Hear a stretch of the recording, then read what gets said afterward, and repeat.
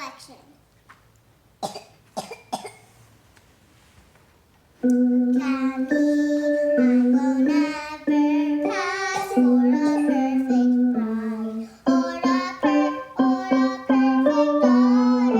Can it be I'm not meant to play this part? Now I see that if I were truly to be myself, I would break my family's heart. Who is that girl I see staring straight back at me?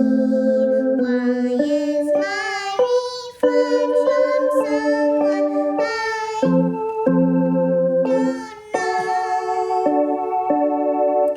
Somehow I cannot hide who I am, though I've tried. When will my reflection show who I am inside?